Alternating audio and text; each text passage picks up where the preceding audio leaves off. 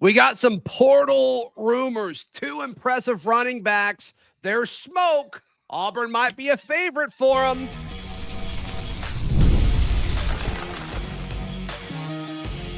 You are Locked On Auburn, your daily podcast on the Auburn Tigers. Part of the Locked On Podcast Network, your team every day. Yes, welcome on into Locked On Auburn, your daily Auburn Tigers podcast. I'm your host, Zach Blackerby, and thank you so much for making Locked On Auburn your first listen every single day. We're dapping it up with the Darrell Dapprich, Montgomery radio legend, hanging out with us. What do we need to do in January? Jay Crawford leaves the portal. I heard you're going to kind of talk me off the ledge, which I appreciate. And then we got some portal rumors that have emerged. So there's 2 running backs who are reportedly set to enter the portal that Auburn has been tied to early. And let's start with the one that I think is more obvious due to the connection of personality and coaches. Jaheim White, he has been at West Virginia for the last 3 seasons. Got hurt early last season. If you guys tuned in to when Mountaineer Paul of Locked On West Virginia came on and we talked about Coach Larry Porter coming from West Virginia as running backs coach to Auburn, he talked very highly of Jaheim White and how even though his star running back got hurt, Larry Porter still coached up the running back room. This guy's dynamic. His highlight tape is electric, Darrell. Very much a prototypical speed back, 5'7", 190 in 23 and 24, both separate seasons. He had over 840 yards rushing in each of those seasons, which is very, very good, obviously. Touchdown maker, good in open field, good in the open field. Now, here's the concern. Years ago, I had 19 receptions. I like that too. Yeah. Here's the concern. Against Ohio, who's got bigger problems. Against Ohio, he, in game 2, hurt his ACL, right? Hurt his knee, right. Done for the year. Doesn't look like he's going to be available until fall of 2026. So how does that impact a scat back that's known for speed, right? 5'7", 190, which 5'7", 190 still, 190 at 5'7" is a little bit thick, a little fire hydrant like. Yeah. Thick with 2 C's, my guy. That's right. So I'm thinking that the familiarity with Porter has seen him. Look, this isn't a guy that has to jump into the fold and be the primary ball carrier. It might be a perfect scenario for a guy that's trying to work his way back from knee problems because you've got your bell cow running back in Jeremiah Cobb. So this is your complementary back where Jaheim White was probably used to having a lion share of the carries. He doesn't need to do that. You just need a change of pace back, another back. We saw it hurt Auburn when Austin left and went into the portal, that not having that other option to be there and to provide a little bit of a backup when Cobb got a little dinged up. So he doesn't need to be ball carrier 1, running back 1 in this scenario. Yeah, I just wonder a guy like Jaheim White, who is kind of seen as, a startable running back for a P4 program. Is that why he's entering the portal? Is he entering the portal and leaving West Virginia to be a guy or the guy? Or is his relationship with Larry Porter good enough where it's just like, yeah, he trusts Larry Porter? And obviously, if Auburn does get a good running back or multiple good running backs in the portal, there's going to be fallout for that. We'll get to that in just a second. But another name that has been tied, former Minnesota Golden Gophers running back, Fame Ijeboi. You nailed it. Ijeboi. Yes. You know who he reminds me of? Another fun name, Usman Chroma. Remember last year when I got on that soapbox and it was just preaching about how Auburn needed that change of pace back, that bigger back? This cat, 6 foot 210, had 440 yards rushing as the second primary back in Minnesota, caught a touchdown pass, had 2 rushing TDs. Yeah. Love 12, him as 12 catches. Yeah. 12 catches. Love him as a change of pace back, bigger back, right? Push the pile, dude. Plus, how cool is that name? Fame Ijeboi? Are you kidding me? He's my boy, Fame. I think there's a lot that we could do with that. Oh, we could do a lot. We could do the I'm your boy Blue references. I'm your boy Fame references. Yeah, there's a lot there. Yeah, there is a lot there. There is a lot there. So both of those guys kind of generating some Auburn transfer portal chatter early in the process, which is interesting. So let's, running back though is one of those rooms where I look at everybody that's there and I question, like, okay, well, who's most likely to leave? Mm-hmm. Jeremiah Cobb, he's had plenty of opportunities where it would have made sense for him to leave and didn't. And now he's in a spot where it doesn't make sense for him to leave. I can't imagine him leaving in this situation. And then you look at Durrell Robinson, and that's one where, like, okay, maybe like he thought he was being brought in to be the guy, and he's like, clearly Cobb is the favorite to be the guy, but also looked good in that long run. And then, that fluke injury stinks, totally stinks, but it could make sense for him to leave, but it also could make plenty of sense for him to stay. So he's an interesting one. And then I think Omar Mapson is made for this offense. If I'm being honest with you, I don't know why he would leave. And then Alvin Henderson, we've been told that this staff likes Alvin Henderson. And so the running back room, it's kind of interesting, Darrell. So, like, if you get an elite guy, I don't really know realistically what the trickle down effect of this could be. I think that you've probably crystal balled it to where if I think the most likely to leave would be Durrell Robinson too. And I think Mapson's not going anywhere. Local kid, got some carries as a freshman. Cobb is now running back one and is fixing to be paid like one, and is going to be 1,000-yard rusher for Auburn. So you bring in a back. Now, Mapson could be your complimentary back because he's big, he's physical. He was 17, 18 last year, another year in the weights. And with this maniac of a strength conditioner that we've got, Psychopath. I mean, he looks like somebody that tried to rescue Hopper in Stranger Things before at the Russian camp, does he not? I mean, my goodness. So, but I still think you bring in one. If Alvin stays and Omar stays, assuming Jeremiah stays, you bring in one, and you bring in somebody that can make an immediate impact. Let's talk about how old they need to be, because when you look at Jaheim White, upperclassman, he's played 3 years, and I believe all of those. So I guess last year he could have been redshirted, so he would have 2 years left of eligibility. And then you look at Fame Ijeboi, he's played 2 years, but in 2024 he just had 2 carries. So I'm assuming he redshirted that year, unless they put him in a bunch of games and he didn't get the ball. He has 3 years left. Yeah, so 3 years. So if you get one of those guys, how does that impact everything? So Cobb would be a senior. This is Cobb's last year. Darrell came here with 3, correct? Correct. And I don't think he was redshirted, and I think he can be redshirted last year. So I think he still has 3. And then Omar has 3.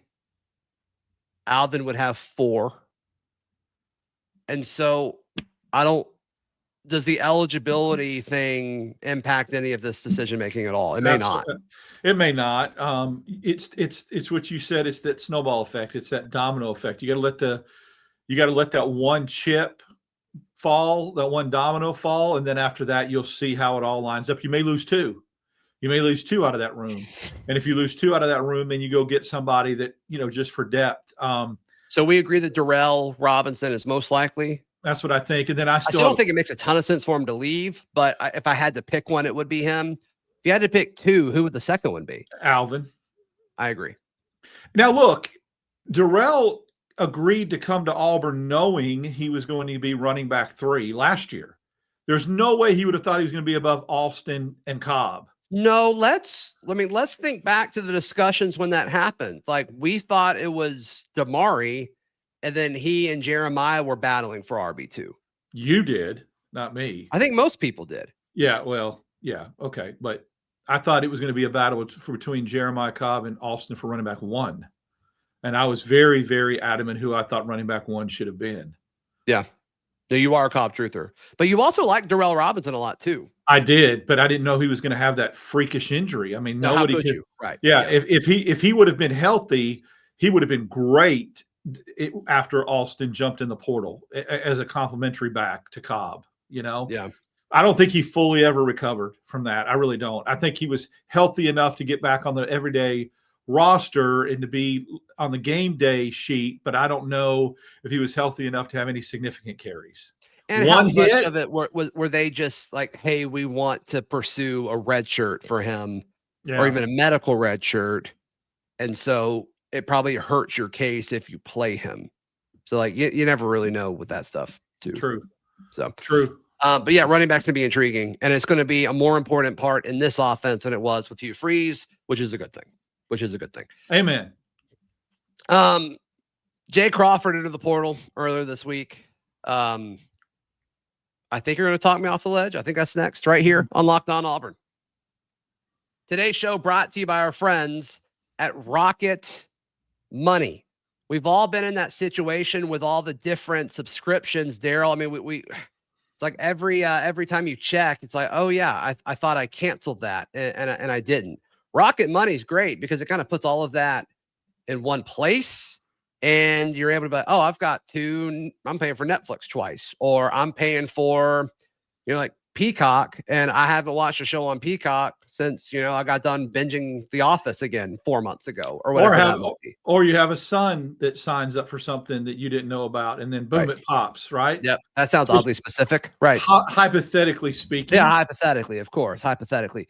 Yeah, take control of your finances and cancel your unwanted subscriptions with Rocket Money. Go to rocketmoney.com/lockedon today. That's rocketmoney.com/lockedon, rocketmoney.com/lockedon. Today's show also brought to you by our friends at Kia Autosport of Columbus. Incredible deal. Say it all the time. We give out a lot of good deals with our partners here. $500 off of a new Kia.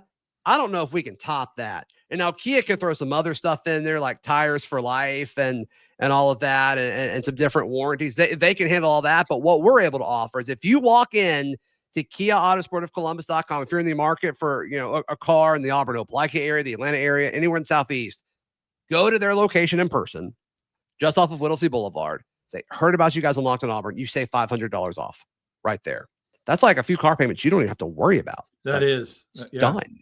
Yeah. It's done. So go give them some love. And of course, you can browse their inventory online at KiaAutosportColumbus.com.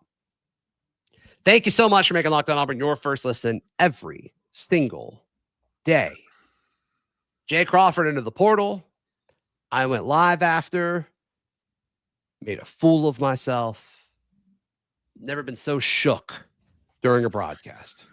Well, if it wasn't for your wife and children being traumatized, I was going to send a social worker to your house to do a welfare check on you. I appreciate that. I was concerned. I had people DMing me going, I had so much going on yesterday when all that news broke. I was in the middle of some really important things. And I'm like, They're like, hey, you need to check on your boy, Zach. He's melting. He's really, and I was like, wow, I do have to do that. I don't want him, I got to pump up his spirits.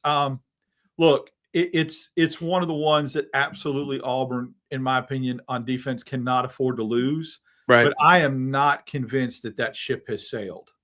I am not. I want to remind people. I agree. I want to remind people that just because you make your intent to get in the portal, number one, plan to enter the portal doesn't mean you've entered the portal yet. So there's still an opportunity for him not to even jump in the portal. You can jump in the portal and pull your name out once things go the way you want. And make no mistake, this is a negotiation process that's going on. It's not about playing time. It's not about wanting to go somewhere else. It's negotiation. It's about NIL. And Auburn still has time to do the right thing before the portal even opens. So I would caution people to assume that this is a done deal, because I have it on good authority that it's not. Right. And there is a disagreement of value, though, and a disagreement on market, which I do think is going to be intriguing for everyone. Like, I don't think Auburn's the only one playing with limited information here, because an agent, which is still wild that we're talking about agents representing these kids in negotiation. We all have our different opinions on it.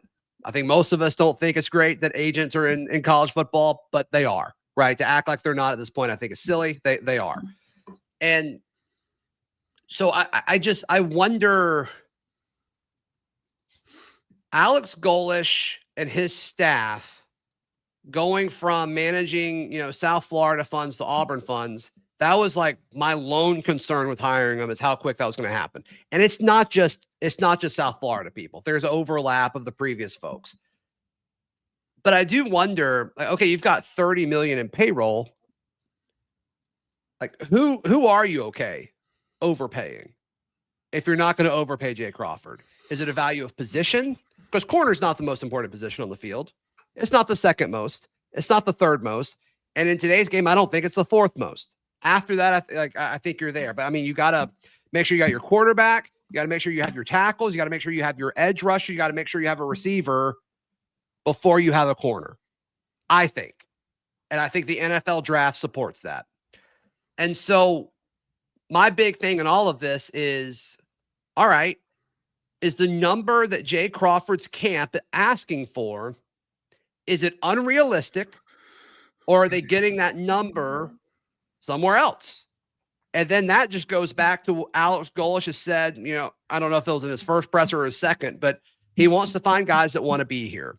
And you can make the current roster a priority while also making sure you have the guys that want to be here. So there's a lot of variables. This is an instance where, like, I do think we have more information than in other negotiations, but it's still interesting. And there's still a bunch of stuff that's just kind of going to be up in the air for a minute. A lot to unpack there. First of all, think of that $30 million as a hard cap that you see in professional sports. And the worst thing you can do in that scenario is not spend to the cap. Correct. So to spend to the cap, you have to overpay a couple people. What you want to make sure is it's not disastrous that you overpay an all SEC corner that, albeit his value may be a little bit overinflated by him and his agent, and it may be the fourth most important position on the field, but still a shutdown corner doesn't grow on trees. And if I said fifth, just for the sake of consistency. If True. You want to say it's higher the receiver, I won't push back. Yeah, because what you mentioned previously was, right off the bat, the most two important positions were the offensive side of the ball. And then you came back with edge, right? Then receiver, another offensive side of the ball. Mm-hmm. So I think there needs to be a little more balance there. 2 from offense, 2 from defense. That's why I'd probably slot a corner. Nice play on words. Slot a corner into the fourth spot, because again, you're gonna, if you spend the available funds, you're gonna overpay at some point, and you're also going to get exceeded value at some point from somebody. So, if you're going to do that, do it with the known asset, and that's what I would do. So that's why I think Auburn will eventually come to its senses on that and go, you know what, I don't want to go out and have to get. I mean, Pleasant has another year eligibility. Strader's left. We don't know about the status of Kay and Lee. I mean, all these things are up in the air. So you absolutely, if you have to, you do it. And then just real quick, one thing that Brian and I said, and like that was a pretty raw reaction, didn't have a whole lot of time to think a lot of stuff through. That was kind of happening on the fly. But one thing I did say was like, okay, if you roll with Pleasant and Woodby, and the more I thought about that, the more I'm like, I don't think you can do that. I think, like, if you let Jay go, you have to go get another guy. Yes, absolutely. And you break the bank with Kay and Lee. Which, if you're going to break the bank, break it for Crawford, not Lee. I agree. If it's about money, like we think it is, but if there's a certain aspect of this where somebody feels a little disrespected and says, I don't want to play for this staff that undervalues me, no matter if they come back, I shouldn't have to beg. I shouldn't have to negotiate. I shouldn't have to threaten getting in the portal to get what's mine. Yeah. People, sometimes these kids, I mean, that's what happened with the quarterback from Florida, right? Lagway. I mean, he just felt like right out of the gate, they were undervaluing him or not taking him serious enough with what they asked and what he was all about. And that rubbed him the wrong way. And so he jumped. I think that kind of answers the coach's questions. That tells me that's a soft mentality, and you don't 100%. want anyone leading your team with that kind of mentality. So, but Crawford's is probably just like, hey, I want what's earned. I want my value, and that's where, look, we see it all the time. That's why you have arbitration in professional sports. the player thinks, an agent thinks this, ownership thinks this, an arbitrator comes in, gives a number. You don't have arbitration in college athletics. You don't have that, neutral arbitrator to go, well, Jay says, I'm just throwing out numbers, he's worth $850. Auburn says he's worth $650. We think he's worth $750. Boom. You sign that deal, whatever, or you leave. It's just not that way. If I'm Auburn, I'm willing to overpay a little bit and not be worried about it, not wring my hands too much in this scenario, because he's a known commodity is the word I was looking for. He's a known commodity. Yep. I agree. I don't think it's over, but also, like, if you overpay him, does it impact Pleasant? Does it impact Woodby? Does it impact some of these younger guys like Star, whatever that might be? So we'll see. We'll see what happens with that. But I definitely feel better about it in both senses than I did 24 hours ago. And both of those senses are Auburn's still pursuing him. Meetings have happened since that announcement happened, which is good. And then also, like, if he does leave, like, okay, all right, so be it. What does Auburn need to do when the portal opens? What positions are we most concerned with? I think we'll both say the same position. That's next, right here on Locked On Auburn. Today's show brought to you by our friends at Wayfair. We love Wayfair here on the show. We've bought my dining room table and dining room chairs are from Wayfair. We've got some chairs in our bedroom that are from Wayfair. I think a bookshelf that my wife bought in our bedroom is from Wayfair. You've bought a sink from Wayfair, isn't that right? They have everything. A sink and a bookshelf as well. Bookshelf from my office. Here we go. I put some memorabilia on it. So yeah, love them. Great. Wayfair.com. And I mean, the holidays have kind of snuck up on all of us. And if you're still putting together last minute gifts or last minute decor, Wayfair is the way to go. They've got everything. They've got everything from furniture to decor, gifts. You can celebrate Christmas and the holidays for way less. Head to wayfair.com right now to shop all things home. That's wayfair.com. Wayfair, every style, every home. Thank you so much for making Locked On Auburn your first listen every single day. Did a basketball preview that went up yesterday afternoon with Nick Arvin of Locked On Boilermakers talking about Auburn and Purdue this Saturday. So if you missed that and want some basketball stuff, tired of all the portal chatter, go check that out. Would love to have that. Nick, a new member of the company, and he's doing a great job up there. So what do we need to do in January? Well, we need to sign several offensive linemen in the portal. That is what it's going to come down to. Re-sign the guys that you can that make sense, either from a depth standpoint or for an opportunity for them to compete for starting jobs. Connor Liu's obviously a variable in this. I think Tyler Johnson's probably not being discussed as much.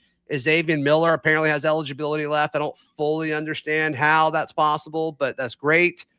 But yeah, you've got to revamp this O-line for this offense that Goelsh wants to run. Chaplin, obviously still there too, as somebody that's a viable option. I'd be a little surprised if he came back. Yeah. Where do you sit on that? 50-50? I think he's going to have to. They're going to have to reevaluate his NIL, in my opinion. Yeah, which if you're him, you're like, well, I don't think I can go get more in the portal because of his performance last year. And that's one of the rare instances where, like, I don't know if scheme hurt him. Like, I think he really just didn't execute. Which is surprising because he did so much at Virginia Tech the year before. New coaching staff. He said that hearing thing, like he had a hearing problem or whatever, and that kind of went away. Like, I don't know what to do with that information. I don't either. I think that maybe a new offensive line coach with a new fresh blood, fresh message, hearing a fresh voice may help him. But I agree. You have to get into the portal, and you have to get into the portal heavy. Yeah, along the offensive line. And are you comfortable with Cale Ellis if he's a starter at center? Yeah, I am. Yeah, he kind of got pushed around a little bit in one of those games, but I mean, he's 17. He'll be bigger, faster, stronger come September. Yeah, of can next they year. put 20 pounds on him this offseason? Like, I think so. I think they can fill him out.